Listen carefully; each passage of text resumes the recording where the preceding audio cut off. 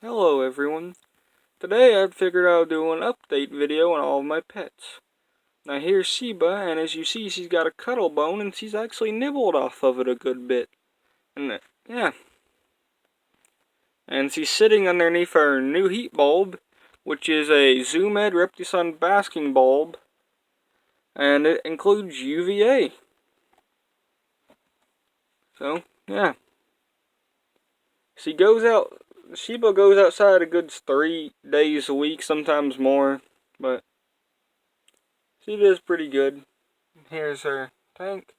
Not much has really changed. I've changed out her eco earth, but that's really it. She's doing good. And I found out the weird thing going on with her cell. Apparently, that's a bit of a birthing going on with her, because I've been talking to someone who raises box turtles on a Facebook group I'm part of, and they said that's just a normal thing with some baby box turtles.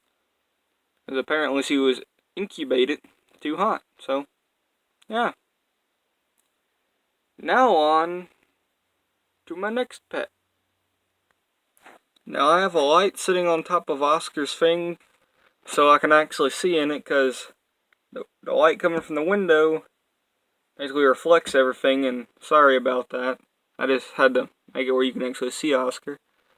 Osckar's doing pretty good. Osckar's heck, soon's gonna be 1 year anniversary, and I'm gonna do Osckar a little birthday treat. And Osckar weighs 90 grams. Osckar's been good and healthy. I even had a video of her where I was actually rubbing her back and she was holding her body up. Now, on to Gemy. Now here's Gemy, and Gemmy's getting big. Just look at that.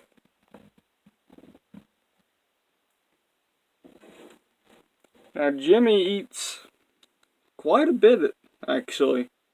Gemy eats 3 to 4 crickets every other day.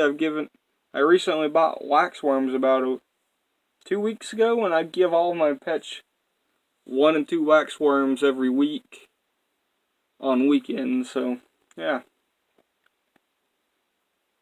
And another thing about Osckar in particular is I have Osckar on a different schedule than all the other pets, like supplement schedule. Osckar gets calcium powder twice a week and multivitamin powder once a week. So, yeah. Now on to the crickets. Now here's the crickets. Now something I've actually found very interesting is, I'm going to have to move their light for a second, but if you look down there, there's little white dots. Those are cricket eggs. One thing you actually got to know about crickets is, the reason why I have the eco earth is so I can retain proper humidity, and they can actually get the moisture they need from the dirt. And the humidity will encourage breeding, especially if it's at the right temperature, and it also encourages them to molt, which means they grow faster and don't get eaten as much while they're molting. That is a big problem I've had with crickets. And, well, they're doing good. Like, they're breeding, so about as good as I can expect them to do. Now, on to the darkling beetles, the mealworms. Now, as far as the darkling beetles go, and mealworms, it's doing great, because this entire batch right here are the ones that I bred. Like, remember that video we did a month or so back where it was the little baby mealworms? Well, these are these guys now, and they've been pupating. And 3 of them have become adults. But after these guys, which I've been feeding off a few of them, but not many of them, because I honestly want a lot of them.